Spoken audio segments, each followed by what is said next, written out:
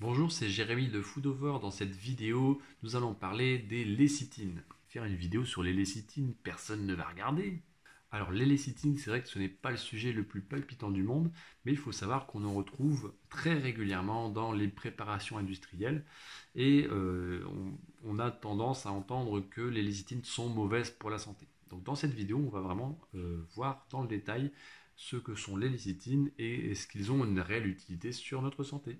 Alors, tout d'abord, il faut savoir que les lécithines sont des composants naturels de notre bon fonctionnement. C'est même un composant majeur pour le bon fonctionnement de nos organes et de notre corps de manière générale.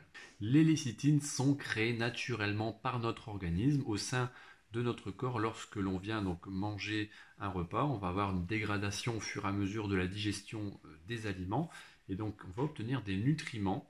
Et si on a bien toute la palette du nutriment qu'il nous faut, le corps va pouvoir donc créer ces lécithines et la réinjecter au sein de notre organisme pour pouvoir donc fonctionner correctement et avoir tout ce qu'il faut où il faut, si je peux dire ça comme ça. Alors vous me direz, mais pourquoi on retrouve de la lécithine au sein des préparations industrielles si le corps en fabrique déjà?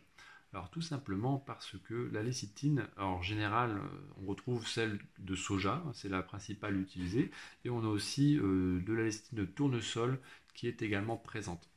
Alors il faut savoir que la lécithine elle a un rôle d'additif alimentaire. Vous le retrouverez d'ailleurs sous le code E322, si ce n'est pas noté clairement lécithine. Son utilité dans les préparations, c'est qu'elle va servir de dissolution. Donc concrètement, ça va permettre de faire un mélange homogène de la préparation, du plat préparé par exemple, que l'on va avoir.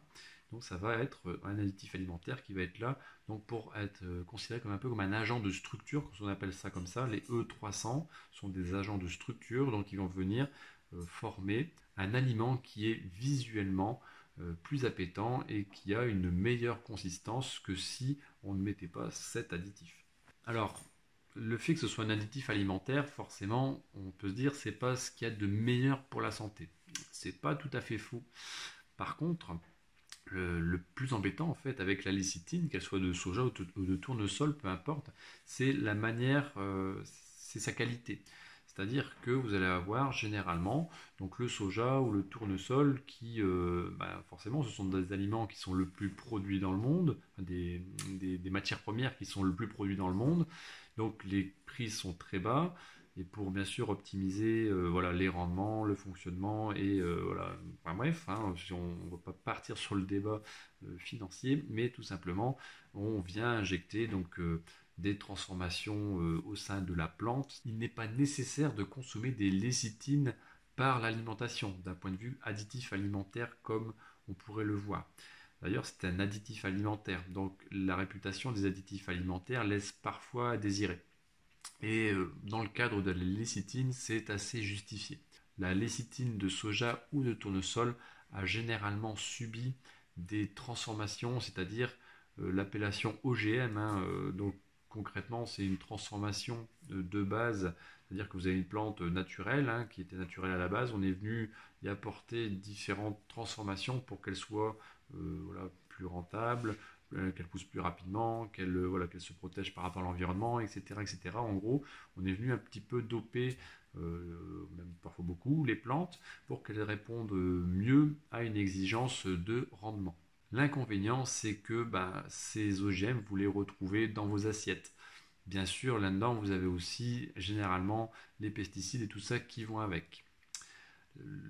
Un des points positifs, c'est que vous pouvez parfois retrouver de la lécithine qui est issue de l'agriculture biologique. Donc là, vous vous retrouvez donc avec toujours un additif alimentaire qui a subi donc beaucoup moins de traitement, voire pas de traitement, donc ce qui est quand même plus intéressant nutritionnellement parlant. Pour conclure, la lécithine, qu'elle soit de soja ou de tournesol, n'est pas nécessaire à la santé car notre corps le fabrique. Donc c'est vraiment, si vous le voyez sur votre emballage, le E322, c'est que vous avez un agent de texture, donc quelque chose qui est venu dans votre préparation pour dire d'améliorer sa consistance. Bien sûr, si la lécithine de soja n'est pas issue de l'agriculture biologique, vous pouvez être en quasi-certitude qu'il a été transformé, donc que ce soit un OGM, un organisme génétiquement modifié. Et donc là, vous avez toutes les chances d'avoir tous les effets négatifs de cette transformation chimique d'un aliment naturel. Alors aujourd'hui, la lécithine est autorisée en tant qu'additif alimentaire, donc c'est-à-dire que vous pouvez la retrouver partout. Et bien sûr, il y a des dosages qui sont à respecter par les industriels, mais dans l'ensemble, aujourd'hui, c'est autorisé. Alors on pourrait dire si c'est autorisé, c'est qu'on a bien évalué la dangerosité pour notre santé. Et c'est pas forcément vrai. C'est-à-dire qu'aujourd'hui, il y a tellement d'additifs alimentaires que, entre guillemets, on ne sait même pas les conséquences à long terme. C'est-à-dire que vous ne savez pas à 10 ans ce que ça va faire sur votre santé, le fait de consommer plus ou moins régulièrement de la lécithine de soja, par exemple. Donc, on aura peut-être d'ici quelques années, quelques décennies, un coup de bâton, un retour de bâton sur les effets néfastes de la lécithine sur notre santé. Dans la meilleure des situations, c'est bien sûr de s'en éloigner le plus possible car nous n'avons pas besoin en tant qu'apport externe. Voilà, j'espère que vous en avez appris beaucoup plus sur les lécithines de manière générale. N'hésitez pas à mettre un like et à partager la vidéo si elle vous a plu. Vous retrouverez en dessous donc, de cette vidéo une heure de formation offerte qui vous expliquera comment améliorer votre alimentation naturellement. On se retrouve pour une prochaine vidéo. Prenez soin de vous, à bientôt.